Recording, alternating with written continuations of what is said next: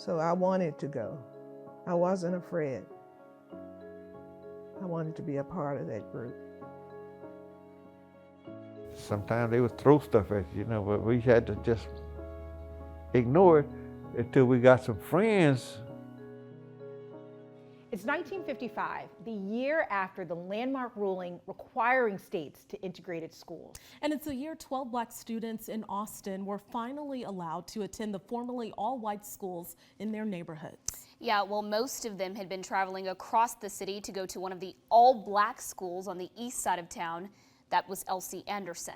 But now these students were stepping into new schools, Austin High, Travis High, and McCallum, and into a new reality. Tonight, we're sharing their stories.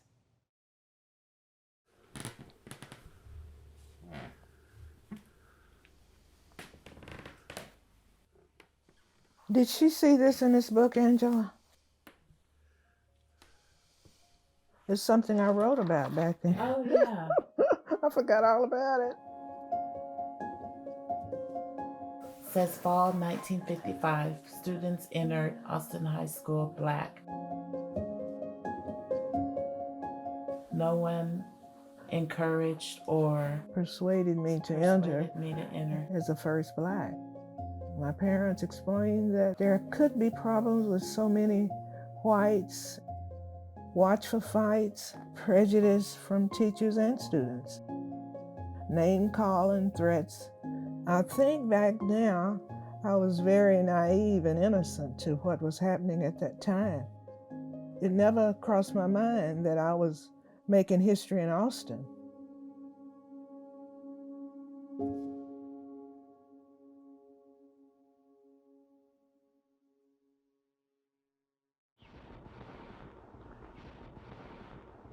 As you know, the Supreme Court of the United States has decided that separate public educational facilities for the races are inherently unequal.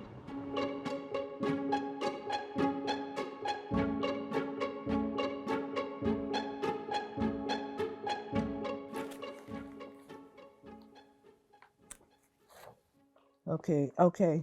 There's Peggy Alexander. She expired. Check marks are by ones that were friends with me, closer friends. And there I am.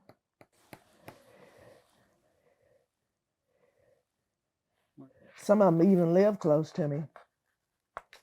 I knew her very well, Peggy Davidson. There's the one I don't know, Eugene Harrell, and different classmates I've asked, they don't know either. Okay, she expired. Who's that? I think that's Betty Howard. Yeah, a lot of the politician children went there.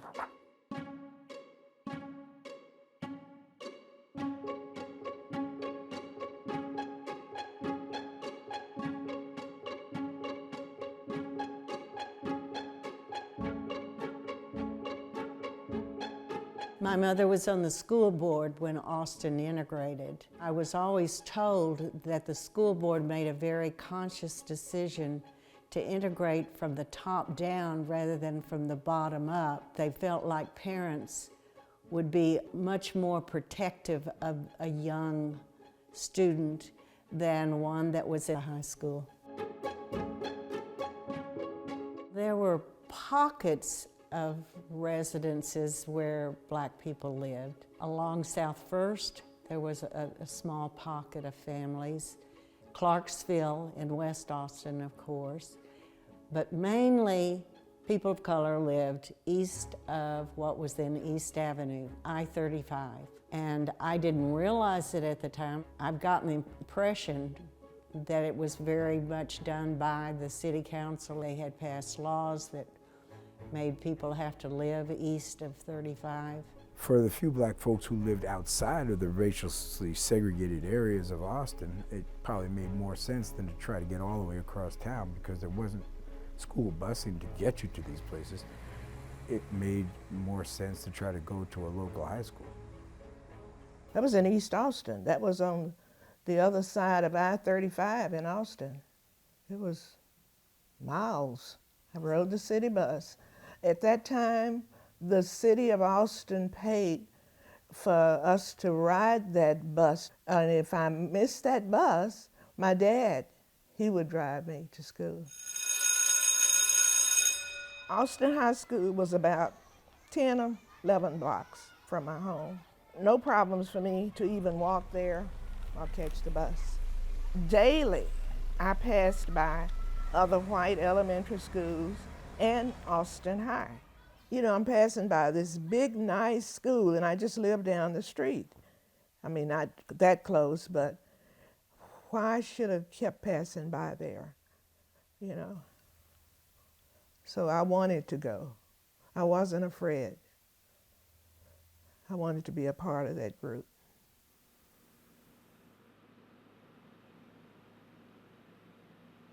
Betty, do I need to cut the lights on in the hallway? I'm looking for some books, scrapbooks with my pictures in it. Chloe, stop that noise. Chloe, stop that noise. It would have been on this end down here. Now I would have fished them out somewhere. I don't know if they're in the storage or where. I'm John Otis Shaw, nicknamed Johnny. I wanted to go to Anderson High School.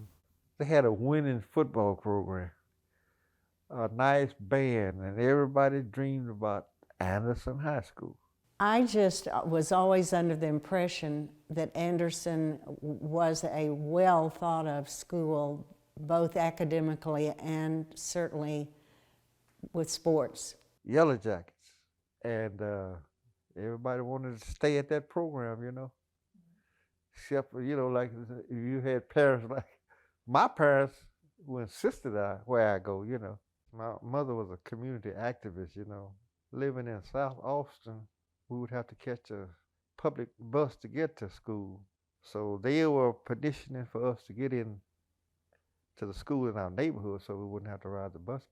And there was a pocket of black people in the south side. We are in the same neighborhood, you know, right around the corner. Everybody went to school together.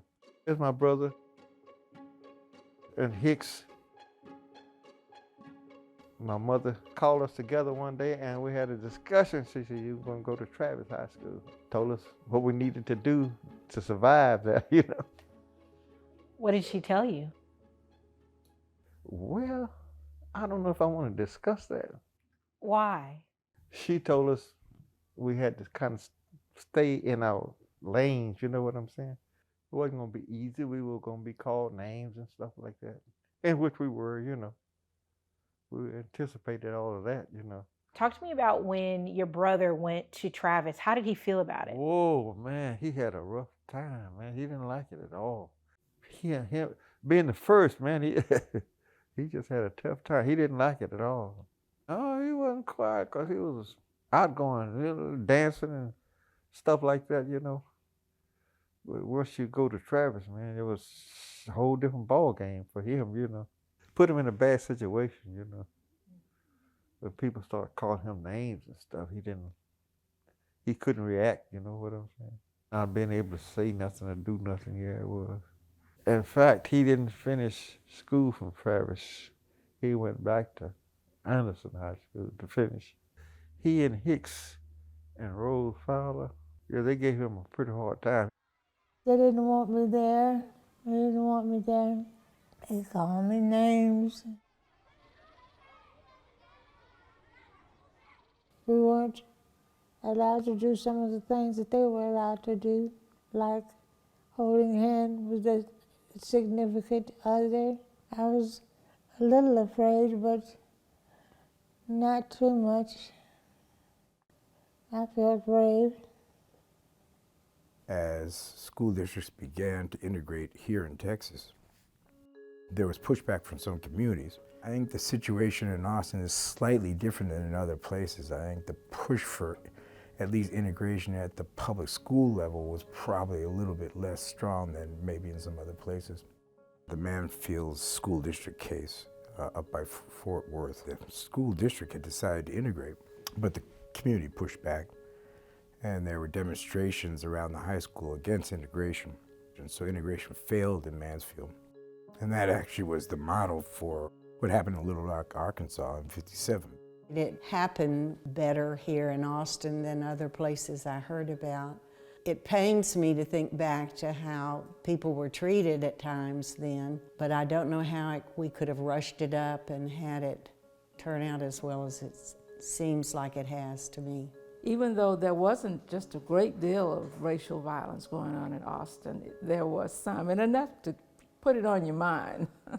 Rose wanted to go to Travis, and my parents supported her in doing that. We were a little bit nervous in the house about what could possibly happen. We had an incident where someone put a burning cross in our front yard. My parents expected something.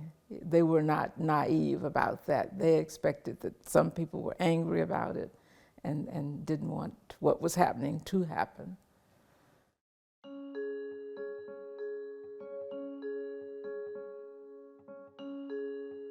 I had it a little bit more easy than my brothers or other just students, you know what I'm saying?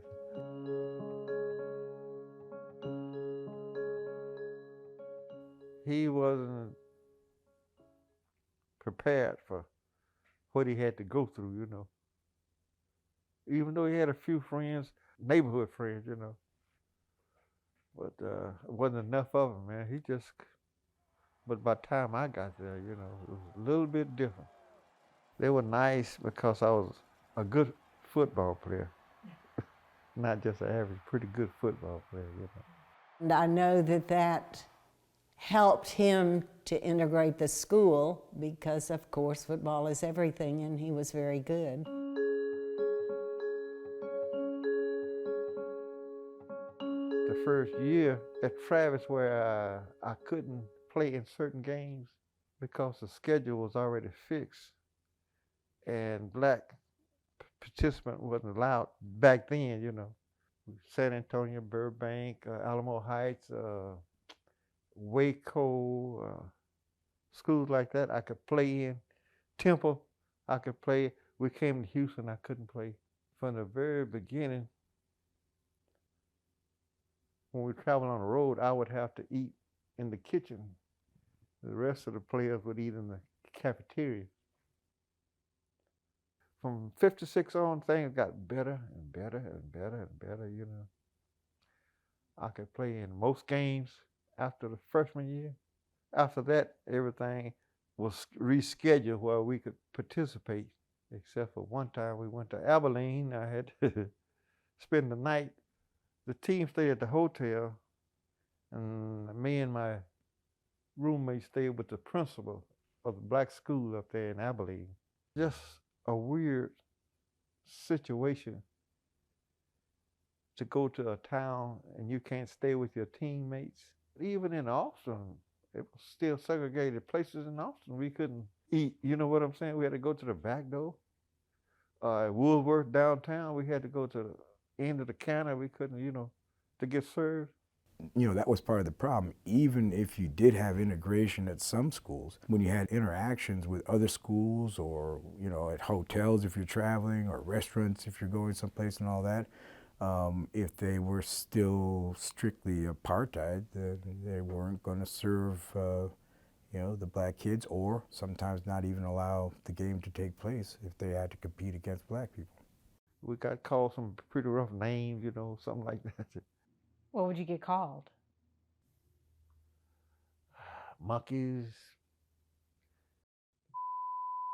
But it was like Hicks, myself, it was like 4 blacks, you know.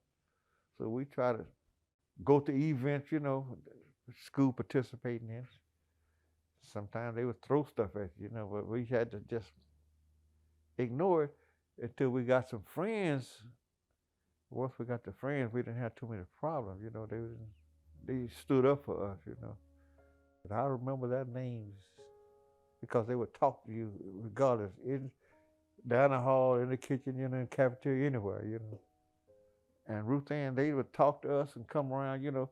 We would sit at a table by ourselves. They would come there and sit and talk. Well, I'm very touched.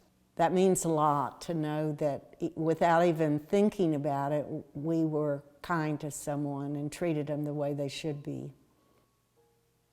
Well, I feel badly that he was going through it, but I know it was happening. at that time. It was just the way it was. You don't want people that you care about and that you think a lot of to have had to have gone through an experience like that.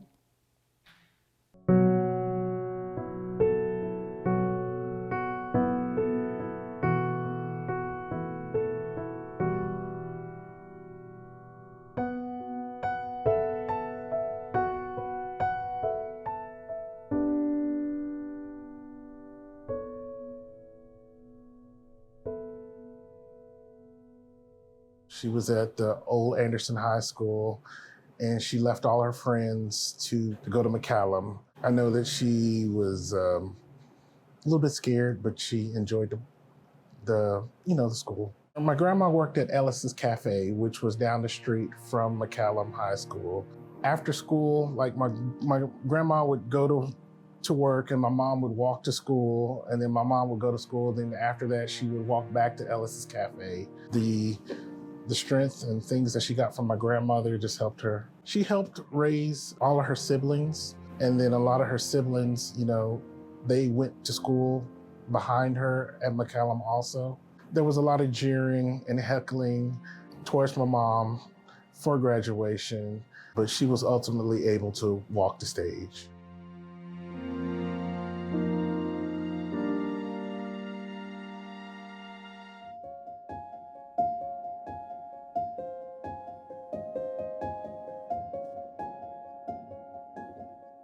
Each year, it got a little better and a little better. I guess somebody had to break that barrier for the first 2 or 3 years. Blacks just keep going more and more into the white schools with others. That was good. They got to see that things wasn't as bad as they thought they would be. I'm just glad that I was able to stop passing by and help move on up for the future generations. Well, how I felt then and how I feel now is different, But as I look back on it, man, I was, it's just amazing to me, all the way time were back then, things we had to accept, It was more than just her going to school. It was about what was happening in our country at that time, in our city, and the rights that we had. I knew something would change one day. I didn't know when, didn't know if I'd be a part of it or not, but I knew it would change.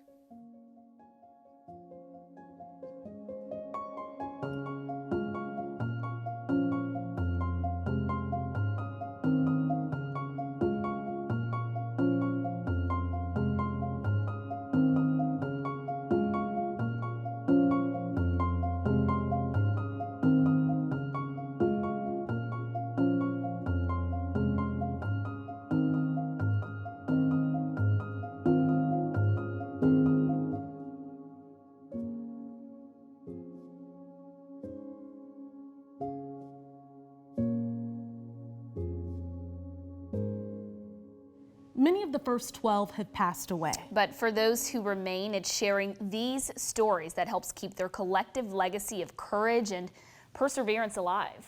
Let these men and women remind us all the importance of sharing our stories.